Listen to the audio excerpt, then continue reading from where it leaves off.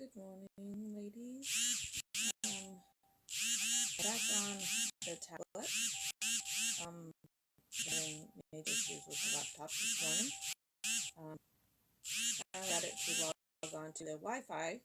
My husband helped me do that, and then finally get to connect to Facebook and go live. And I look like one of those stretched out faces on Snapchat. And I couldn't figure out how to fix it. So I'm back on the tablet for right now. I didn't want to miss the live. I have stuff I want to tell you guys. So anyway, we're going to move past that. We're just going to go on with our live today.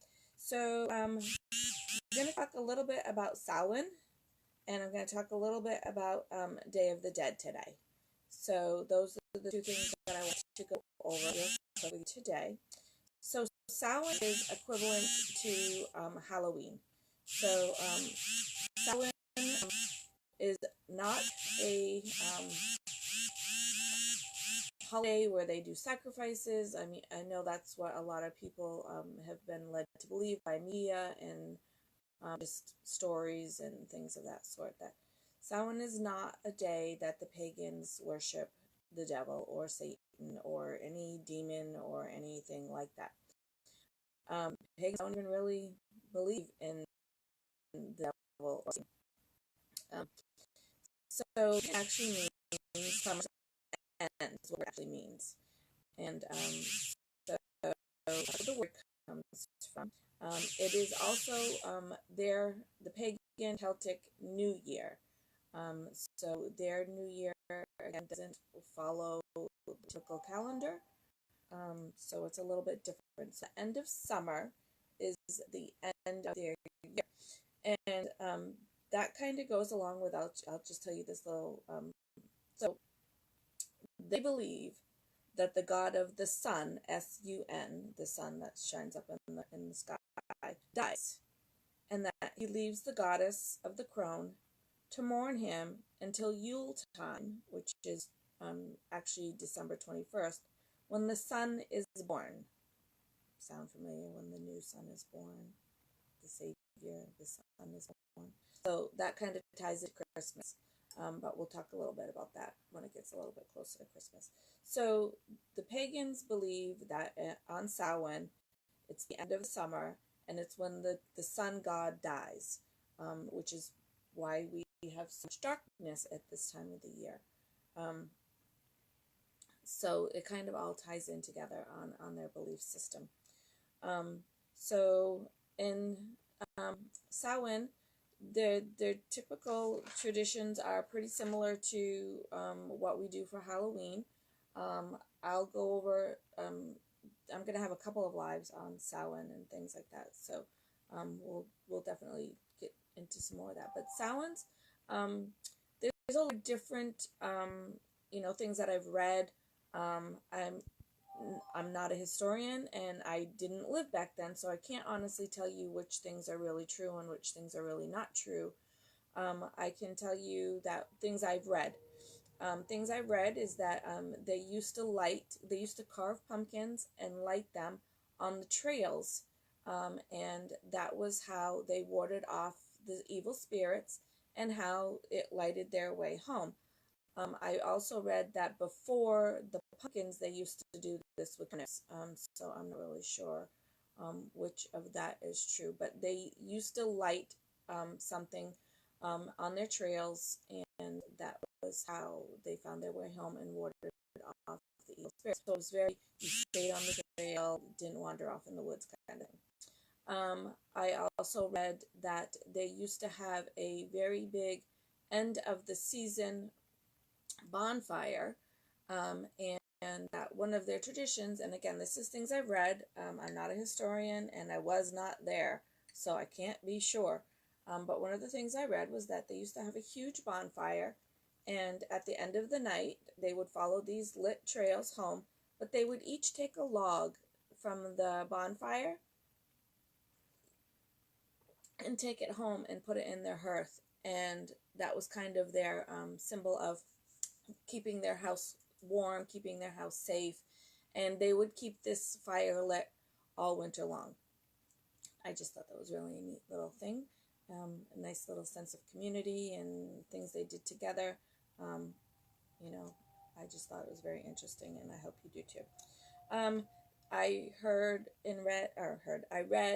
that they used to decorate their faces to scare off any evil spirits that were lurking. So kind of like our trick-or-treating. I read that they used to put out food on their steps, so that if an ancestor did come and visit, they would be fed. So again, that's kind of where our trick-or-treating, decorating our faces, handing out candy, that's kind of where that all came from. Just over time, the traditions changed, the religions changed, and they just kind of got morphed into something a little different. So, so those are fun little facts. Samhain, they also light candles. We now, as pagans, light black, orange, and gold candles, and we put out photos of our ancestors that we wish to connect with. I have pictures of my grandparents that are out, but honestly, they're out pretty much all the time. So during this time of year, I just usually move them towards a candle or my altar, and then they just go back to where they would normally be throughout the year. So that's some of the Samhain religion. I just wanted to touch base real quick on the Mexican Day of the Dead version. I don't celebrate it, but I've always found it very, very interesting. So I just wanted to share it with you real quick. So in Mexico, and I will not pronounce this right, it's the Day de los Muertos, which is the Day of the Dead. So for them, what they do is they actually have a much more interactive way of celebrating their holiday. It's their version of Halloween. They go right to the gravesides of their ancestors, and they do offerings and altars graveside. They do a lot of parades. Anything with Mexico is very musical and very colorful. They also paint their faces, usually in some sort of, not to be scary, they usually do like the sugar skulls and very colorful, flowery paintings on their faces. They wear a lot of jewelry. It's very, very colorful, very, very vibrant. There's usually parades that day, and they sing a lot of songs, they tell a lot of stories. So that's kind of how that was done. So in Aztec, for the Day of the Dead, they honored the goddess, and again, I am not going to say this correctly, not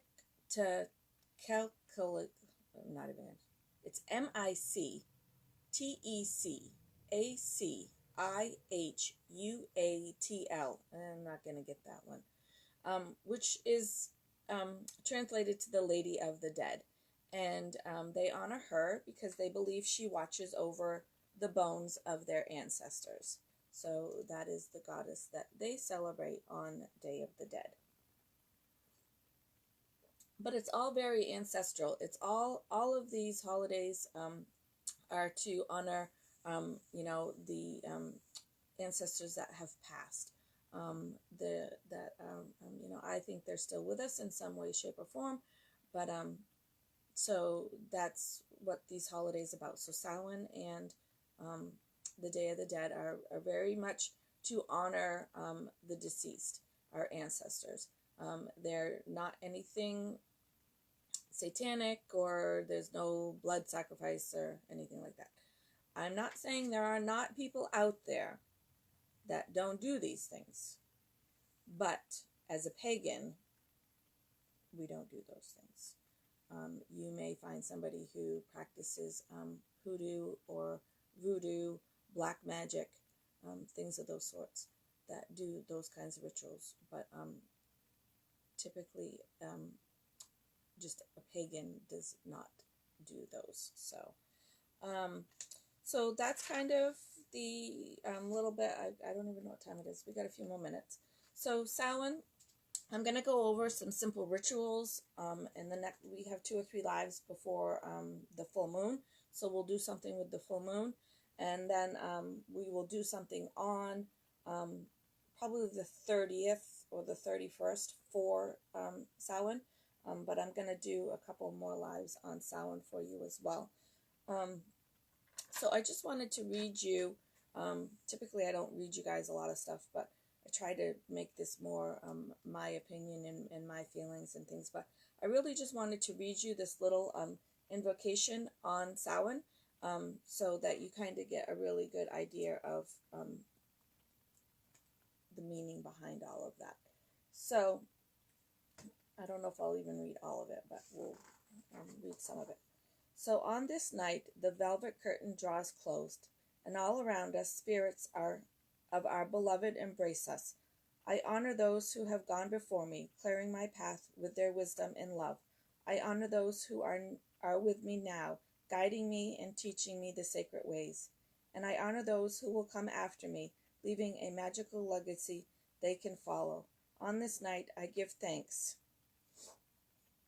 So that is a kind of a pagan Samhain invocation. That's something that they would say at their altar. So they would have their candles. They would have their pictures of their ancestors. They may have items. I have a necklace of my gram that is going to be on my altar. So you may have things like that that you want to put on your altar. If you don't want to call it an altar, you don't have to call it an altar. You can just, it's a ceremonial spot. It's a sacred space. There's, or you could just say it's just a decorative spot, a memorial, whatever you want to call it. You don't have to call it altar if you don't want to. Sometimes people are more comfortable if they just call it a memorial. And so whatever works for you is perfectly fine. So that is Samhain. Does anybody have any questions? You can ask them now, or you can put them in the comments and I can answer them later. Like I said, we're going to go over, I have 5 Halloween rituals to make October more magical that we're going to probably do on the next live, which will be tomorrow, because we got messed up with the camera. Then next week, one of the things I want to do is, everybody pretty much, I think, knows on here that I love skulls, which is part of why I'm kind of drawn to the Day of the Dead stuff, because they do all the sugar skulls and stuff like that, and I just think it's very colorful and very magical, and I just am drawn to that. Why certain people are drawn to certain things that other people are not, I really couldn't tell you. My opinion is that it's kind of past lives coming back at us in some form, something that we were taught or something that we experienced, something that we lived through, that comes back to us now. So I don't know why. I don't know if I was Mexican before. I couldn't tell you, but I love my skulls and my sugar skulls. And so one of the other things I'm going to talk about is the 7 days of skulls for manifesting magic. So we'll talk about that. And if we have time throughout the next few weeks, because like I said, next week we do have a full moon. So we'll go over a full moon ritual. And then on Samhain, we'll go over some more stuff on that too. We'll probably go over some sort of little ritual, ceremonial, whatever you want to call it. But I did find an interesting little article. Oh, my time for work. I did find a little article on a ritual that they do in India. So if we can fit that in, I'd like to fit that in too. Like I said, I am pagan, but I don't expect everybody in here to be pagan.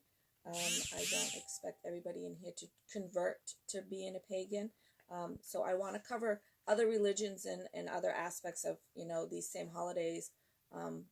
And, even if, I know right now when a lot of people, you talk about India to people, a lot of people get very angry. They don't want to learn about it. They don't want to know about it. They think that it's just terrorists there. And that's not true. There are bad people all over the earth, including our own country. So India is not all bad people. So if we have time, I'd like to kind of get that little bit in there. And if not, we'll just save it for next year. So real quick, before we go, I just wanted to show you, I got one of my orders the other day, and so I wanted to go over it real quick. So I bought, you'll see a lot of the posts I put on there for the perfumes, and just so you know, the perfumes that I'm posting are all essential oils. They're not like a perfume you're gonna buy at Walmart that's mostly water or rose water, or these are essential oil perfumes. That is kind of why they're a little bit pricey. I can't afford to buy a $32 a perfume every time she comes out with a new perfume, because honestly she comes out with a couple a month. And first of all, I would never wear that much perfume. So you can order the sample size ones, which is what I do. So after a little while, I'll go in and I order, they come in a set of 3. So this one is Umbra. It's one of the fall ones. I have ordered the Samhain, which is obviously for this time of year. And then I have ordered Black Cat. These are filled right to the top. So there is actually quite a bit of perfume in there. So for me, that's what works best. I don't need to go buy a $30 bottle of perfume. Maybe one of these days I will get one of these and just be like, oh my God, I need to wear this all the time. And I will go buy a bottle. But I like to do this way. Usually, depending on if it's some of her normal perfumes that she carries all the time, you can usually get the 3 for, I think it's $6.50. When you get into these, the specialty ones, which I ordered, it was $10 for these 3. And that's just the way I choose to buy it. So if there's a perfume or a couple out there that you're interested in, and you're just like, I can't spend $30 or $32 on a bottle of perfume, let me know and I can help you, because we can pick out 3 little scents for you. And with essential oils, you don't need much. You just need a little tiny bit. So you don't need to put a whole bunch of these on. These will last a long time. And whenever you place an order, she always sends a free one. So I got Transformation, which I have about 4 of these now. So maybe if somebody wants to try one. Another one she sent me, which I haven't tried yet, is Dragonfly, which is one of my spirit animals. So that was really cool. That was one she picked to send me. So these were 2 free ones that came. So this was one order, and she sent me a perfume. I don't remember which one goes with which. And then I placed an order, and we'll just go over those real quick, and then I have to go because I have to go to work. As always, they come in a nice little bag. They come with a piece of white sage in each bag. You get your stone, and you get your little card that tells you what it is. So this is a fuchsia agate, and it's very pretty. And the camera probably will not do it justice. Alright, so this is a stone of protection of relationship, people and objects. It opens both the crown and the heart chakra, connecting spirit and emotion. And I'm sure most of you who have watched most of my lives here know that pretty much most of the stones that I purchase are the upper chakras: heart, throat, third eye, and crown. I do have a few for the other chakras. but you'll see that most of them are the upper chakras, which are just what I'm drawn to. I already have, I think, 2 of these, but it came in a kit. So again, I told you guys at one point that there was a stone I wanted, and it was a gift that I gave to somebody. But the stone I wanted was, I think, $18. And it was a good size stone for $18. I mean, I'm not saying it was a ripoff. It was just a bigger stone. And I didn't need a real big one. I didn't have to have a real big one. And there was a set that came 3 stones for $14, and that stone was in it. And so one of the stones that came with it was a rose quartz, which I already have 2 of them, which I have also my rose quartz bracelet right here. But I got 3 stones for $14 instead of 1 for $18. So it's always good to just kind of look around when you're in there and, you know, see which are the best ones. I'll just go over it first. So rose quartz is a stone of universal love. Love for self, love for others, draws love to you, and brings peace during times of transition. It can also be used for easing heartache, and open the heart chakra. So I have a couple of those, so maybe this will be a giveaway. We'll see. I'm in the mood to give something away for somebody. But you gotta work for it. I'll make you do something for it. All right. So another little set I bought here, and I'll go over it real quick. And this came all together in one little bag. And as always, there's my piece of sage in there. And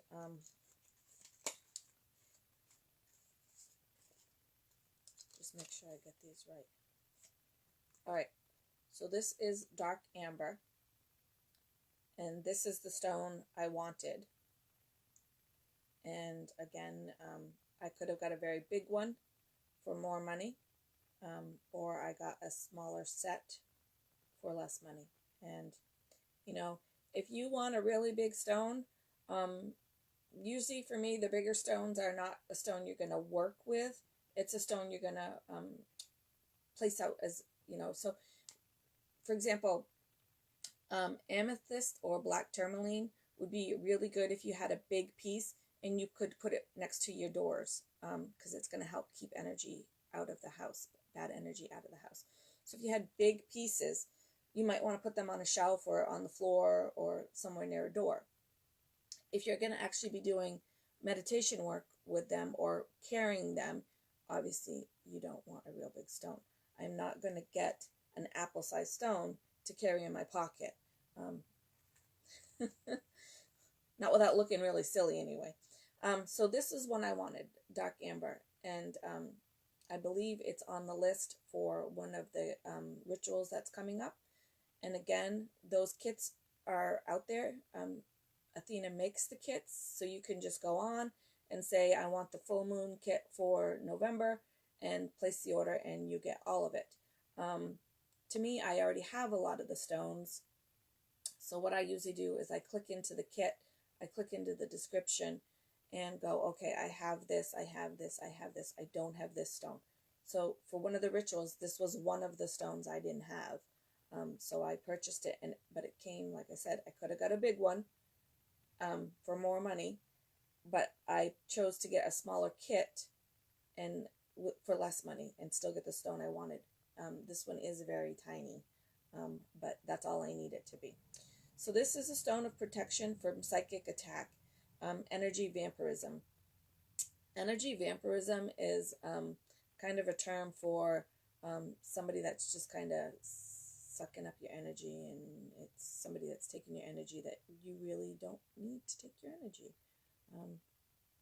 We all have had those people in our lives that just suck up our energy, and at some point we get sick of it and say, no, I'm taking my energy and going somewhere else.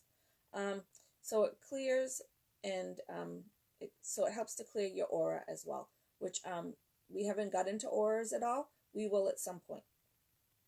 So that was just, that was one I wanted for a ritual. And so I got it. And what came with it was a Dalmatian jasper. And you can see why it's called Dalmatian jasper. So this is a stone of removing obstacles and bringer of joy. Dalmatian jasper is a paradigm shifter. Sometimes I can't say things very well. It grounds you while facilitating life changes. So if you're having a hard time grounding, this would be a good stone for you. I have a couple of empaths out there, so that might be a good stone for you. I have a couple of empaths out there that I don't think they know they're empaths yet. So hopefully they'll watch these at some time and go, I think that might be me. Anyway, moving on. Golden sheen obsidian. And, yep, it just looks like a rock. The camera doesn't do it justice, but can you see the little golden sheen? Pretty much that's where it gets its name from. See the little sparkly flecks in there? All right. So this is another grounding stone. And so it's going to help bring your darkness into light where it can be healed. So this would be a really good stone for anybody that has had any kind of trauma, physical trauma, emotional trauma, anything that you're trying to work through, abuse,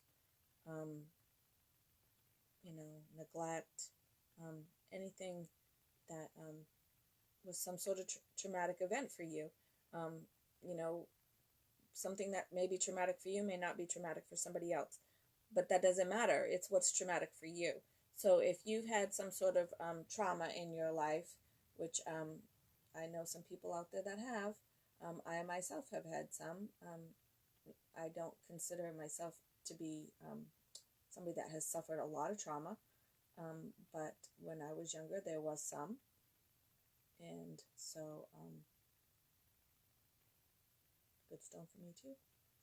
I feel like I've worked past it. I haven't let it rule my life. I haven't let it bring me down. I have not forgiven or forgotten. But I don't let my trauma interfere in my life or my relationships. So I probably do have some work to do because I haven't forgiven something that happened 30-something years ago. But like I said, I don't consider myself, there's people out there that have suffered great trauma that are just struggling every day. And so I don't consider myself to be one of those people, but I have experienced trauma. I think we, in some way, shape, or form, we probably all have at some point. And trauma can be not necessarily somebody doing something bad to you. Trauma could be a loss of someone that we love. That can be very traumatic, So, when you use a word like trauma, it can mean a lot of different things to a lot of different people. So it doesn't have to be, it could be a car accident. It could be an abusive relationship. It could be a loss of a loved one. And so there's a lot of things out there that could be considered trauma. So those are the new stones I've got. I have, as always, I have more coming on the way. I always have more coming. I'm my own worst and best customer. But I really want to have these to show you. And I really hope that, you guys are finding this information useful and interesting. And, that at some point somebody's going to say, I really am struggling with this or struggling with that. Is there a stone or essential oil or something that can help me? Some people don't relate that way. So at one point I'm going to do some lives on how we can use music to help in our lives too. So if music is something that you're interested in, that's something we're going to cover as well. And if there's anything out there that anybody wants me to talk about, you know, that just like needs to learn about it right away, can't wait, just shoot me a message or comment, and we'll move it up in the line. Otherwise, I'm just gonna, you know, kind of keep going with my intuition, and you know, I go with what people ask for questions. But I also try to stick with, you know, we're talking about Samhain, Halloween, during Halloween. We're gonna talk about full moon, on the full moon. What during Christmas we'll talk about Yule, and things like that. So that's kind of how that's going. So I have to go to work because I'm going to be late again, as usual. I've told you guys that's my thing. I'm late. I'm always late for everything. So remember, as always, be kind, spread the love. You know, if you see somebody out there struggling, having a bad day, even if it's causing you to be late or causing you to, you know, you're waiting in line and the lady in front of you is just struggling and making you late and you're being impatient, instead of, you know, snipping or giving her the evil eye, because we've all been guilty of it, me included, you know, just take a minute and just say, it's okay, ma'am, it's fine, take your time, and just, you know, be kind. And you know, maybe somewhere down the line that'll change her day, and maybe the hope is that, you know, she will in turn be kind to someone else who is having a bad day. And kindness is free and it is contagious, so spread it. Lots of love, ladies. Thanks. Have a good day.